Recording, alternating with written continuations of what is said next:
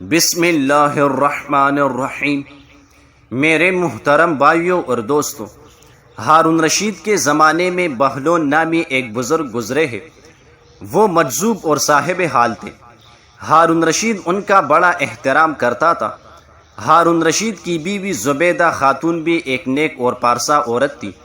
اس نے اپنے محل میں 1000 ایسی خادمائیں رکھی ہوئی تھی جو قرآن کی حافظہ اور قاریہ تھی۔ ان سب کی ڈیوٹیاں مختلف شفٹوں میں لگی ہوئی تھی۔ چنانچہ اس کے محل سے 24 گھنٹے ان بچیوں کے قرآن پڑھنے کی آواز آ رہی ہوتی تھی۔ اس کا محل قرآن کا گلشن محسوس ہوتا تھا۔ ایک دن ہارون رشید اپنی بیوی زبیدہ کے ساتھ دریا کے کنارے ٹہل رہا تھا کہ ایک جگہ بہلول دانا رحمہ اللہ کو بیٹھے ہوئے دیکھا۔ اس نے کہا، السلام علیکم۔ بہلول دانا رحمہ اللہ نے جواب دیا، وعلیکم السلام۔ ہارون رشید نے کہا، بہلول کیا کر رہے ہو؟ انہوں نے کہا، میں ریت کے گھر بنا رہا ہوں۔ پوچھا، کس کے لیے بنا رہے ہو؟ بہلول رحمہ اللہ نے کہا کہ جو اس کو خریدے گا میں اس کے لیے دعا کروں گا کہ اللہ تعالیٰ اس کے بدلے اس کو جنت میں گھر عطا فرما دے۔ بادشاہ نے پوچھا، بہلول اس گھر کی قیمت کیا ہے؟ انہوں نے کہا، 1 دینار۔ ہارون رشید نے سمجھا کہ یہ ایک دیوانے کی بڑھ ہے، لہٰذا وہ آگے چلا گیا۔ اس کے پیچھے زبیدہ خاتون آئی۔ اس نے بہلول کو سلام کیا اور پھر پوچھا، بہلول کیا کر رہے ہو؟ انہوں نے کہا کہ میں ریت کے گھر بنا رہا ہوں۔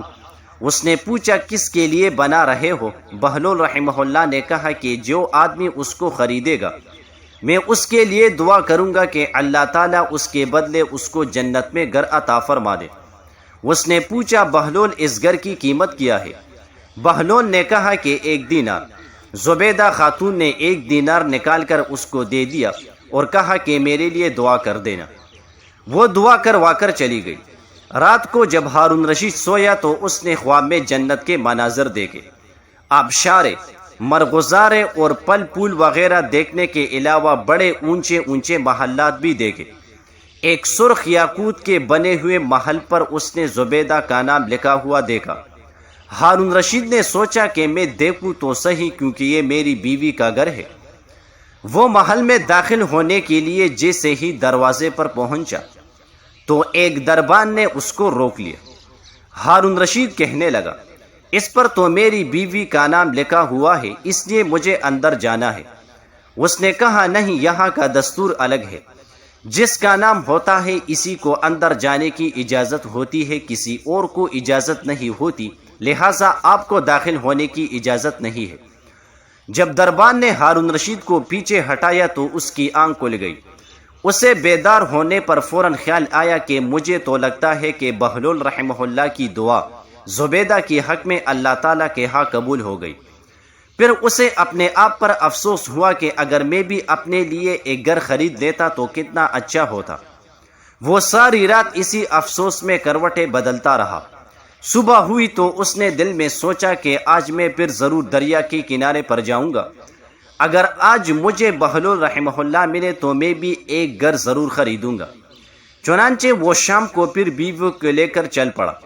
وہ بہلول کو تلاش کرتے ہوئے ادھر ادھر دیکھ رہا تھا۔ اس نے دیکھا کہ ایک جگہ بہلول بیٹا اسی طرح مکان بنا رہا تھا۔ اس نے کہا، السلام علیکم۔ بہلول نے جواب میں وعلیکم السلام کہا۔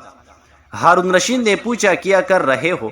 بہلول نے کہا، میں گھر بنا رہا ہوں۔ اس نے پوچھا، کس کے لیے؟ بہلول نے کہا کہ جو اس کو خریدے گا میں اس کے لیے دعا کروں گا کہ اللہ تعالیٰ اس کے بدلے اس کو جنت میں گھر عطا فرما دے۔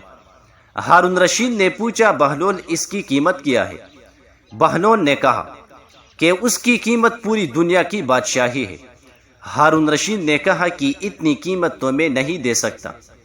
کل تو 1 دینار کے بدلے دے رہے تھے اور آج پوری دنیا کی بادشاہی مانگتے ہو۔ بہلول نے کہا، بادشاہ سلامت، کل بن دے کے معاملہ تھا اور آج دیکھا ہوا معاملہ ہے۔ کل بن دے کے سودا تھا اس لیے سستا مل رہا تھا، اور آج چونکہ دیکھ کے آئے ہو اس لیے اب اس کی قیمت زیادہ دینی پڑے گی۔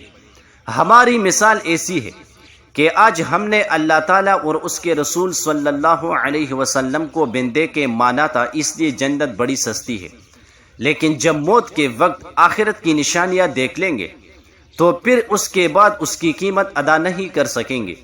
اللہ تعالیٰ قرآن میں ایک جگہ فرماتے ہیں کہ ترجمہ، روز محشر مجرم یہ تمنا کرے گا کہ کاش میں اپنی سزا کے بدلے میں اپنا بیٹا دے دیتا، بیوی دے دیتا، اپنا بھائی دے دیتا، وہ خاندان والے دے دیتا جو اسے ٹھکانہ دیتے، حتیٰ کہ جو کچھ دنیا میں ہے وہ سب دے دیتا، اور میں جہنم سے بچ جاتا۔ فرمایا ہرگز نہیں، ہرگز نہیں۔ جزاک اللہ۔